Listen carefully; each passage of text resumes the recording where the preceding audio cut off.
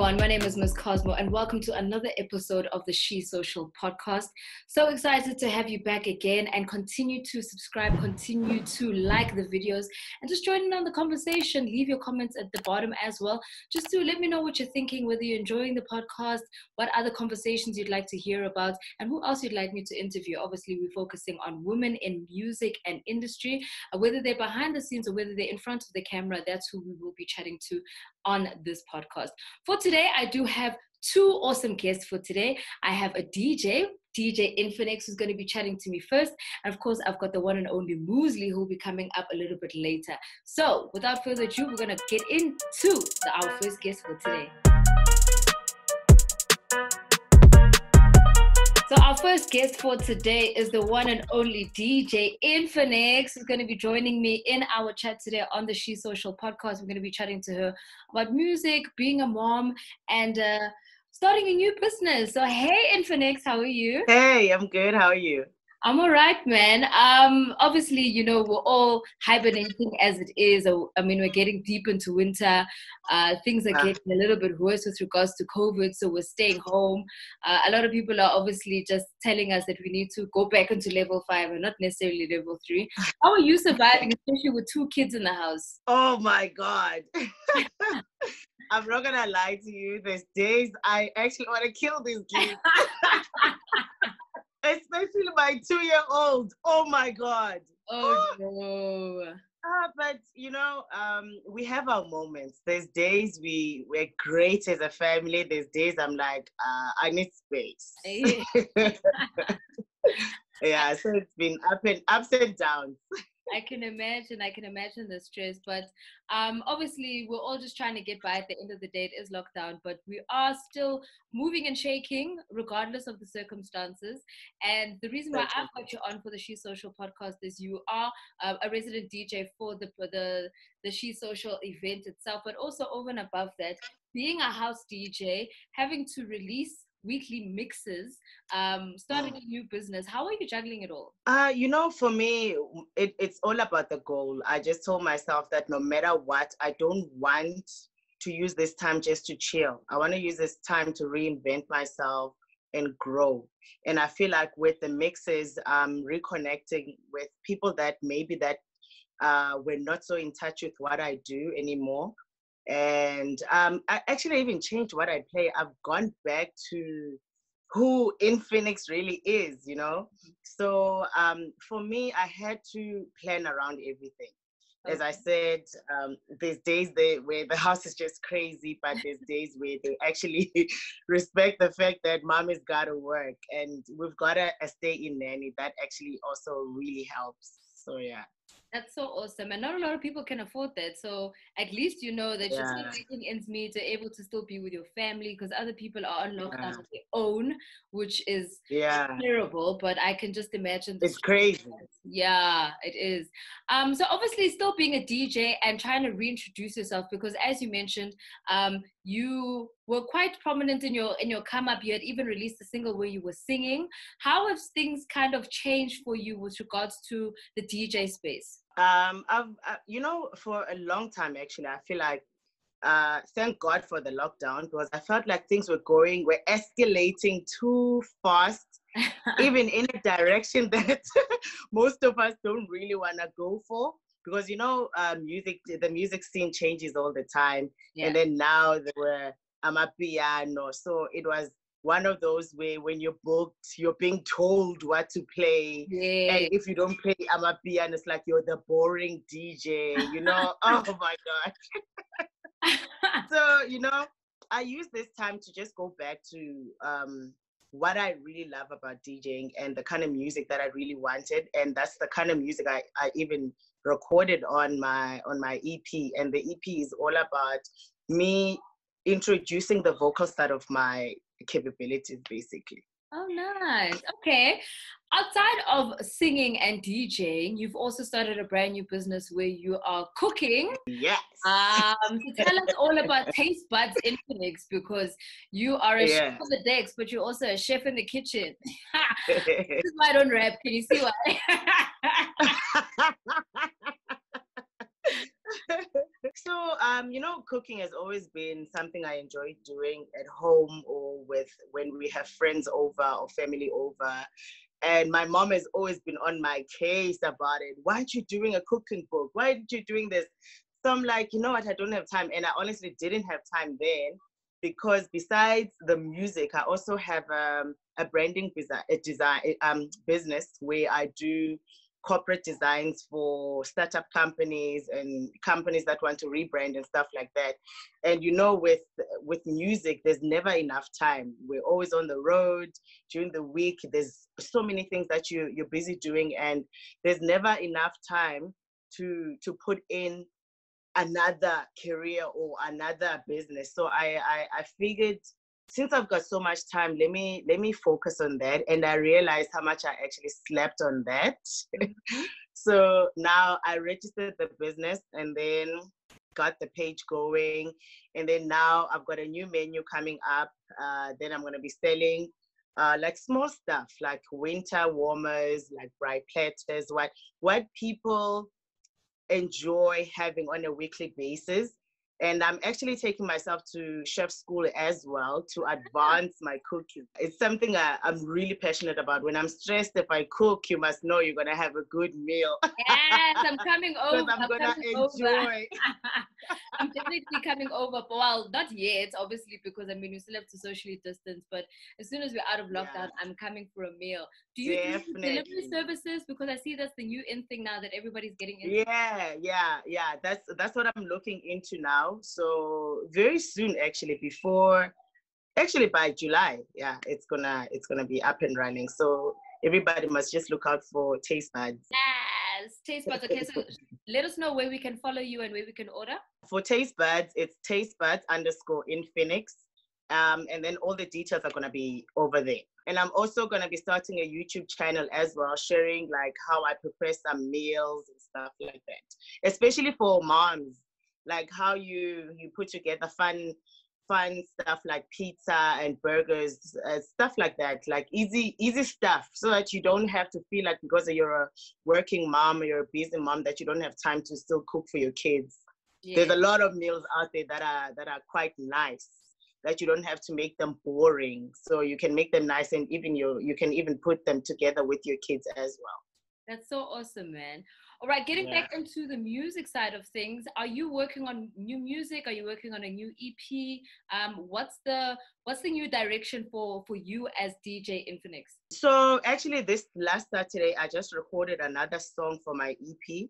So what I had done was I recorded a couple of songs last year, and then the plan was to release beginning of the year, and then lockdown happened. Hey, the year everything just shut down. Cancelled. So I had to put everything on hold. So because also, as I said, I had to sit down and reconsider what I really want people to know Infinix for. And so even the songs on the EP are a variety styles of music. I've got Afro pop, I've got Afro house, I've got commercial house.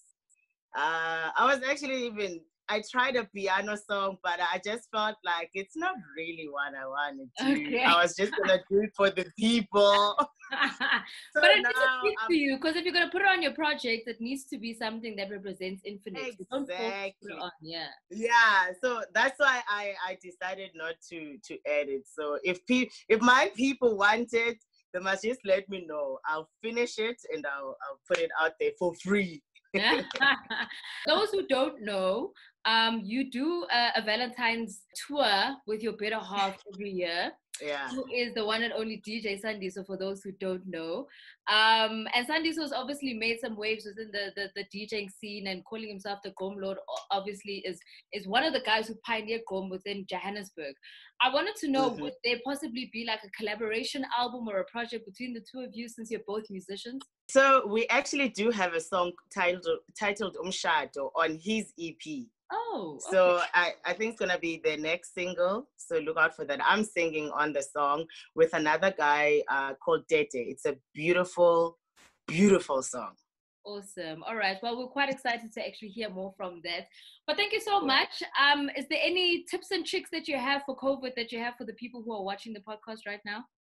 Guys, don't sleep on yourselves. Use this time. Everyone is at home. So if you want to start that business, do it. If there's things you want people to know about you, use the platform. I like this online thing going because people don't need to go out to pay attention to what you're doing. As long as you just use the platform that you have, use what you have. So you can't even make an excuse now and say, "Oh, I don't have budget for this." Exactly. You just need the internet, get things rolling, you know. So my advice would be, if things are not going well, just understand that nothing lasts forever, but just focus on the positive. God will meet you halfway. Yes, yes. I love that closing testament. Shout outs to you, Infinix, and we're definitely going to be calling you up for those food deliveries because as much as it's Yeah, lockdown, people don't want to be cooking every day, so we're going to call you. exactly. I got you. I got you. Thank you so much. I really appreciate your time. Thank you so much for having me. And that was Infinix, my first guest for today. Shout outs to her for coming through on the She Social podcast. As she's mentioned, she's cooking, but she's also DJing. She's working on her music. So it doesn't mean that you have to concentrate on one thing, but all you have to do is make sure that you stay home, you stay safe, but constantly keep productive. I think that's the most important part about this COVID. All right, we do have another guest coming up in a moment who's going to be joining us, the one and only Moozlie.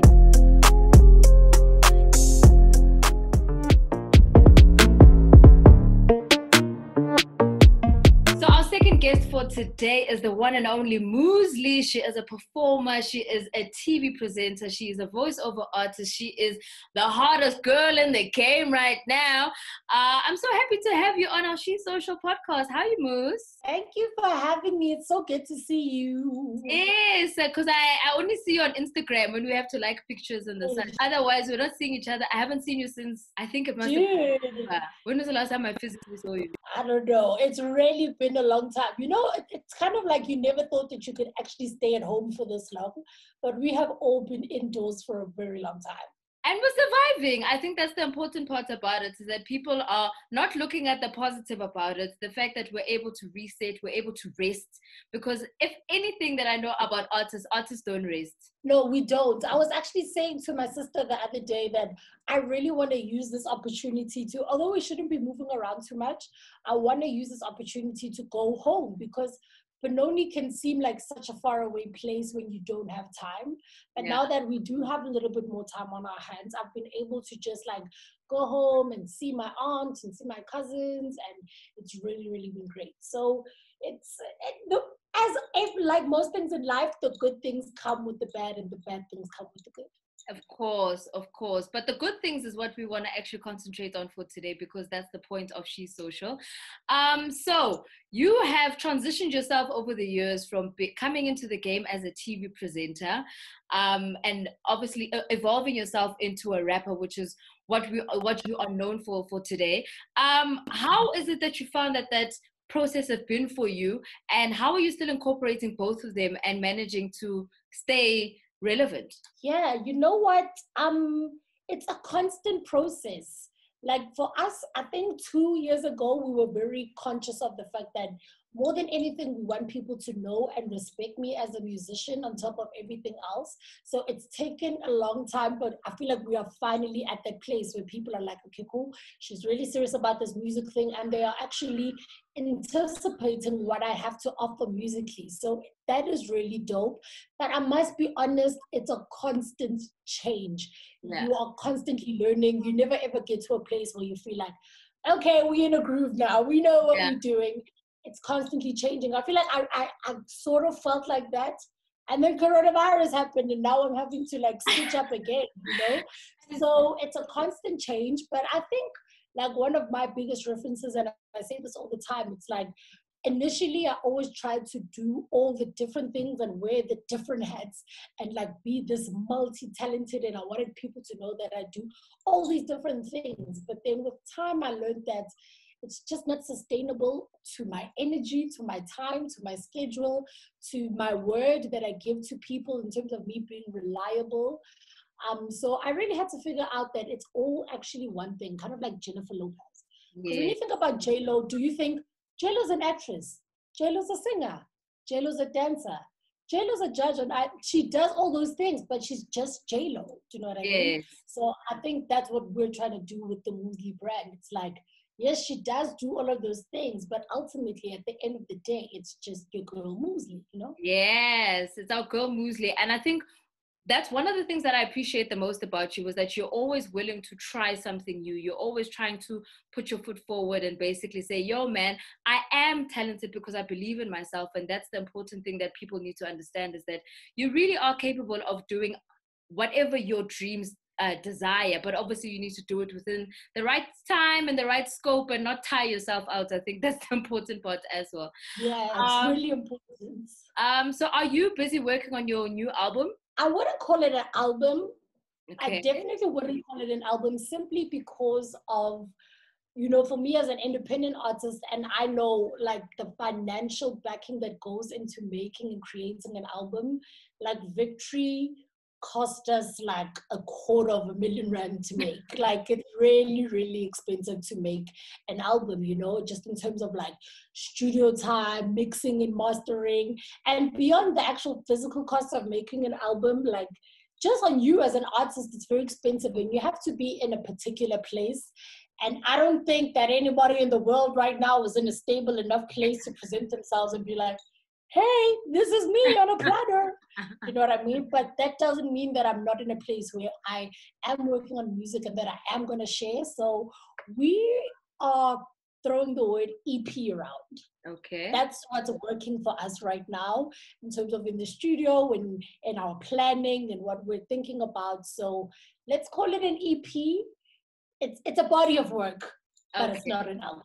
Okay, that's good enough. I mean, I think obviously after giving us an album, there's less pressure to kind of put out brand new music as quickly, because people are still enjoying Victory. I think a lot of people are still finding a lot of gems that were in the album that they hadn't paid attention to in the past, which is one of those things that lockdown kind of gives us the opportunity to do, is to kind of look back and listen to music and chill and focus, as opposed to constantly go. So are you finding that a lot of people are tapping into a bit of your catalog as well? Yeah, I've really been blessed this year with a lot of collaborations that have led people to my other work. So earlier on in the year, I did a song with Miss Super that was very, very hard, and Gigi Lemaine and Nels were on it. And that kind of led people to Never Run, and that kind of led people back to even Don't Panic, and just be like, she's always had this hardness in her. And then I did a song with BK called Wako that took people back to Ride or Die, that took people back to Be Somebody even. So yeah, even right now, the song that I just did with Done Design Python, a lot of people are right now jumping onto I'm a Star because of the Python verse. So yes. You know, I've really, really been blessed in that way. And I'm also lucky that my music stands the test of time, you know. Last week, we celebrated the 2-year anniversary of Fatal. And what a beautiful, timeless, gorgeous song. Like, South what African song. I think that's what's also beautiful about it, is that it just encapsulates South Africa for what it is, you know? Exactly. And it's so personal to me. Like, it's so close to my life and who I am and people that I really know and places that I really went to. So yeah, and trust me, it took me my whole life to write that song, actually. You may think that it was just like that studio session, but I had to live out those experiences and go through things and just be grateful for the moments, and be ungrateful for the moments, and then be grateful for them again, and then learn the value of them, and then try to articulate it into word and then into song. So I'm very big on living right now, even though I can't do too much living. But you're living by being at home. You're staying alive. That's what you're doing. You're keeping yourself alive. Exactly. And you know, that is something that we should all be very grateful for and take more seriously, and always try to be better. So I'm just using this time to like work on me as a person and as an MC. And a lot of the music that I'm making right now is very like, okay, girl, stay indoors. If you balance out more, Nalekaya, babes. It's okay. Dalekaya, babes. Well, we're looking forward to hearing a little bit more from that. And I wanted to find out, is it also kind of influenced a bit with regards to your direction that you're taking with having more of a gospel influence into some of your music? I know a lot of people were shocked at the fact that you were performing at your church, and they were like, what rap songs can you perform at church? What's going on here? There was a very heavy spiritual influence in your album Victory, and it's not to say that it's a gospel album, but it's just influences that came through. What kind of led to that for you to put that on your album? Real life, dude. Real life. I think especially when a rapper is working on their first album, it really has to reflect who they are as a person. You have to, at the end of the album, you need to walk away feeling like, I know something about you.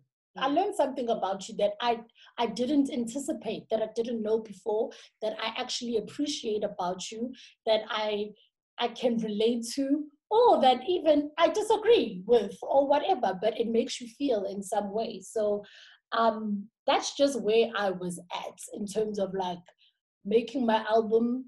Those are the constant affirmations that I had to tell myself. I am God's champion. The DNA of the champion is within me. I'm part of a family of champions. And sometimes your physical reality does not project that. I had to see the album being done. I had to see us at my listening session, you hosting, all of us there, Red Bull supporting. I had to see that when there was nothing. And that is difficult.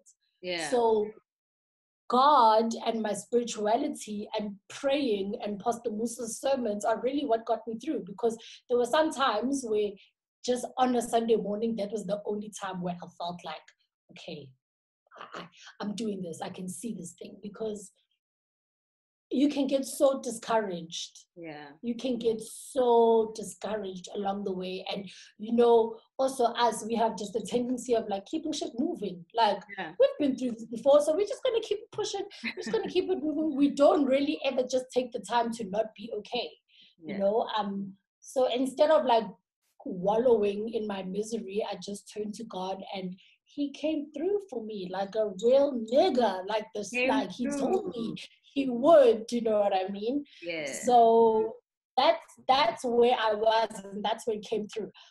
Right now, like most people, am, I think also with Verses was very a compilation of a lot of songs, because I was just recording in a lot of different studios. Right now, I'm frustrated, I'm confused, I don't know what the fuck is going on in the world, so that makes me a little bit angry, and you're hearing it in the music, you know what I mean? So it's always just a reflection of where I am in real life. But I think that's the important thing about music, is you're constantly evolving as a person. So your music needs to basically tell that story of the stage that you're in today, because you won't be the same person that you were 10 years ago. You won't be the same person when you came out as your bold chick Moozlie. Do you know what I mean? So it's all those different experiences that will come through within your music as well.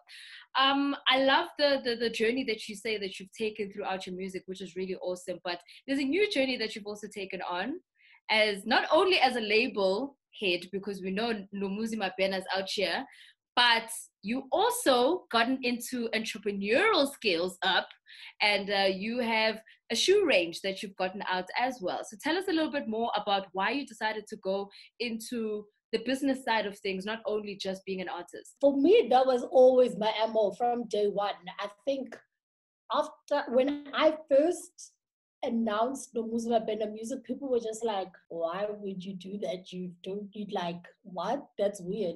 And literally 2 years after that, how many other artists started their own labels? Because that's just like where it's at. Ownership is where it's at. And, for me, I'm also very influenced by role models and people around me, and everybody that I look up to has their foot in other things other than music. And for me, fashion is something I'm very passionate about. It's something that I actually love every day in my life. So I wanted to step into that world authentically in a way that was firstly dope and just popping, but also very empowering to not only me, but just to other people that are looking and seeing that, wow, okay, these things are possible. So I partnered with a lady by the name of Bianca De Silva, who had been running a shoe brand called Silver Lux for a year. So she was going into YDE stores, which is a very big deal for her brand. And that basically puts you national. You know, people can walk into the mall and buy your stuff. That's, I think, because in South Africa we grow up and that's just something, it's so normal. That's a thing that you do. You don't realize the back end that it takes for you to actually get people into the store. So she was really looking for a really dope social push. She was also looking for visibility, but she was also looking for an opinion. And I think that's what a lot of other brands lack when collaborating with celebrities. Instead of also partnering with them, they want to collaborate with them, which I don't think is the right thing to do in situations like that. And Bianca understood that. And also she respected my opinion. She knew, like, you know that you are the girl that I'm trying to sell the shoes to. Exactly. So like, what is your opinion? Do you know what I mean? She really didn't want to just slap my name on it and say, okay, these are Moozlie shoes or whatever. So it was really dope. It was a real learning experience. To this day, I'm still learning through the brand. We were supposed to do a winter line, but coronavirus, which was very, very annoying because obviously we made our shoes in China. So we couldn't even get samples in. It was that detrimental very early on for us. So we're just trying to figure out what we do now. Like, what is our next move? How do we take it to another level? Do we still do shoes? Maybe we try something else. I think it's also a time for the world, not necessarily just South Africa, but just the world, to start looking at other opportunities in other countries that are actually in the manufacturing business. Because I think everybody kind of defaults to China because they know that they're going to get their products in much faster. But I think we've got a lot of creative people in our very own backyard in South Africa, in the rest of the continent as well. And this might be forcing you to actually start investigating and researching those types of areas. 110%. And that's exactly what my business partner said to me. And she is now in a position where she wants to collaborate with local, I think they're called CMTs or SMTs. On a factory level. Okay. Do you know what I mean? So that's totally the wave. And I think also what's going to be great is that this is going to force collaboration. You know, a lot of the time as people, we like to move so low. Once you've got your haunch in China that you get your stuff from, you don't even tell people because that's your haunch. Now it's gonna like force collaboration. Like, I'm trying to do something in terms of like merchandising in the merch world or whatever. I'm definitely gonna call Don and he has to tell me because I'm his sister. Do you know what I mean? But somebody said something to me the other day, ethical streetwear brand. And I think that's so dope. I think that's where the wave is. We need to collaborate with like ethical South African people and work together to get to the next level, because business-wise, we're all doomed. Like, if we don't work together, sizokaka, guys. That's so true. We definitely need to collaborate. We definitely need to work together, because that's the only way that everybody's going to survive, especially at a time where people are losing jobs, people are losing opportunities. Now's the time to kind of find your niche, to find your creativity, and to find what you can do to actually make a living. And if it means that you need to go back to the drawing board, and that's what you're gonna have to do, girl. Totally. And that's okay. That is also okay. I was in a thing with Langa Mavuso yesterday, and he was saying we don't have to bounce back from everything that's happening now. We have to bounce forward. And I thought that was very powerful, because I don't want to just survive. I don't want to just be okay. I want to come out of this like, you know, not a brand new person, but I just want to like have thrived in this time. I want to not only recover, but I want a double restoration of everything that I've lost. So it's very, very important. I understand that indeed. And obviously getting into a digital space is going to be very difficult for us as artists to move forward.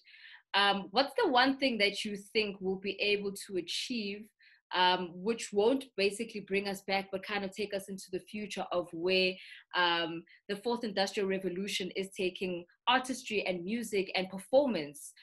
We've been seeing a lot of digital performances, but do you think they're actually hitting the nail on the head? Yes and no. Do you know what I mean? People are doing what they can, but also beyond artists having to evolve and adapt, audiences also have to evolve and adapt. Yeah. And other industries also have to evolve and adapt. Like, by the time artists get this performance thing right, Telcom and Vodacom and all them niggas better have caught up. Do you know what I mean? Because people are gonna need data and not at a crazy expensive rate. 5G. Do you know what I mean? Even banking services. I don't really know if like my 16-year-old cousin at Davidson, who is really, really, really trying to watch the Moozlie show, is going to have a debit card and be able to subscribe to my app. And like, do you know what I mean? Yeah. It just needs to be a little bit more simpler. And trust me, on this side of things, we are really putting in the work to try and figure it out. And it's an expensive task. Like, I've seen so many people that are doing it so well. And what's great is that not only are they shining for themselves, but they're putting other people on too. Like, I really love what Major League is doing with all the vocalists that they've worked in and, you know, that have helped them in their transition from hip hop to amapiano and everything that they're doing. They've really created such a dope platform for people. Also, Costa Titch, every single Wednesday, he's doing Rocking with Costa Titch and showing me like artists that I'm like, man, Majalona. And I'm check 8,000 followers. Exactly. But check on our views. Check interaction. You know but these kids are on the internet. That's the thing. We need to also catch up to them firstly, just as artists. Exactly. I think us as older artists are lagging behind as it is, regardless of lockdown, regardless of COVID. It's just like we're sitting back on our traditional media and we're not paying attention to what these internet kids are actually doing. And I think they've definitely got the answers because they've been doing this thing. So for them, it's just business as usual, you know? Yeah. I think also this is just a great opportunity for them to like really shine and show us what we know them for. Because even before this, we were just like, yeah, they're popping on the internet. The new wave. The new wave. Oh, the new wave. Now we actually see that like, yo, the new wave. They saw this thing coming a mile away. And that's the power of youth. I remember a time where like me and Speedster and Capital, and we were the freshest, youngest, dopest kids on the block. Do you know what I mean? Yeah. I remember when I first signed Cash Time and it was like, oh, you are a rapper now. Yo, that's so crazy. Like, you're feeling a rapper. That's wild. So the game is growing and evolving, but it's great to see that with this evolution, it's not just so for the people at the top. A lot of different people are getting an opportunity to shine. So I really appreciate that. Definitely. All right, so outside of the music, are we still going to be seeing you on our TV screens? Because obviously some productions have closed at the moment, but have you had any inkling of whether we're still going to see your girl Moozlie on TV? Because you speak so well and we still want to see you speaking over and above being, you know, the bad bitch that you are when you're performing. Truthfully, I don't know if you're going to see me on TV in like a presenter capacity in the immediate future. The entertainment ended in March and there was no new contracts or whatever. So that's definitely done for now. And Smudo was asking me the other day, like, okay, so like what?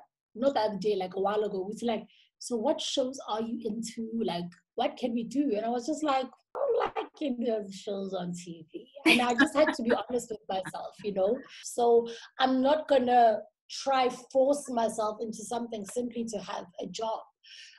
So I wouldn't expect anything anytime soon. By soon, I mean like next week.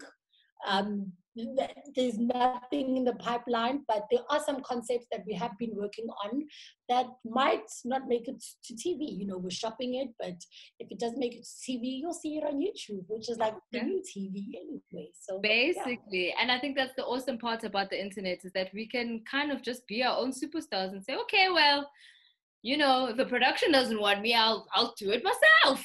And here we are. Do it myself. And what's so great is that we have such great concepts.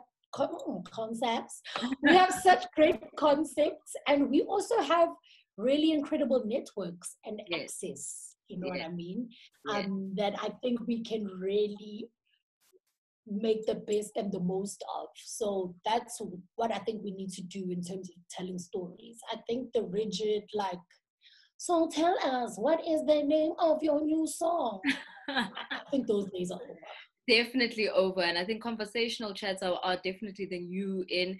And we need to keep on telling our stories. I think that's the most important part about things, is not necessarily to pull back on interviews, but to say, find new ways of making sure that your story is out there and people can hear it in different ways as well, which is what we're trying to do here on She Social Podcast. We're trying to make sure that women in the musical industry and the entertainment industry are seen, those who are behind the scenes but also in front of the camera. I think that's the important part, for people to just hear what situations they're dealing with, how hard it is to actually stay relevant, but also over and above that, just to, to give our shout outs and to say, keep on pushing, because we are watching you. And the little girls, there's a girl out there who's watching you and saying, I want to be just like Moozlie. So shout outs to you for constantly pushing and constantly staying on trend, and for being an inspiration to little girls who are watching this right now. Thanks, Cosme. Shout outs to you too, Cosmo. You're one of the most important females in the game, and don't ever get it twisted, okay? It sounded like I was going to get into a verse in a moment, but anyway. Thank you so much for the time. I'm going to save it for the EP, babe. I'm going to save it for the EP. Okay. Thank you. But nonetheless, I think more than anything, what I appreciate about us and our friendship is that we do realize that the work that we do, especially as females, is important. In the past, people have tried to use that against us and pin us against each other and make us feel like, oh, you guys are just the girls. But now it's like, nah, nigga, we the girls. Like, you know what I mean? So that's what I appreciate about all of us, is that our work is very important. Yes, and the fact that we can do it just as well as the guys do. And this whole thing of even better. Even better than the guys, but also over and above that this rivalry, there can only be one woman at the top, is rubbish. We can all have a piece of the pie, and everybody can stand tall, and we can raise each other up as well, and support each other. For sure. I think that's the most important thing. For sure. All right, thank you so much for joining me, Moose. I really appreciate it. Stay safe, stay home, and as much as I know you want to make that trip to Benoni to go and see your family, please stay at home, because asfuni abantu abadala bakule. We don't know what's out there, what's happening. I'm just waiting for level 1 for it. Maybe level 1, level 0, nyana. Then you can do something. Yeah. I appreciate your time, Moose. God bless. And that brings us to the end of our episode of She Social Podcast. Shout outs to Moozlie for joining us tonight. And of course, please continue to subscribe, and please continue to like and to give us comments and let me know what you like about the podcast, what you don't like, how we can improve, and such, and who else you would want me to actually have on the podcast and speak to with regards to sharing their stories, because all of us in the industry are all phenomenal women, and everybody's got a different story to share. Check you again next week right here on Miss Cosmo. Yes, that's me. On my page. And of course, we will be back with another really awesome episode next week, Wednesday.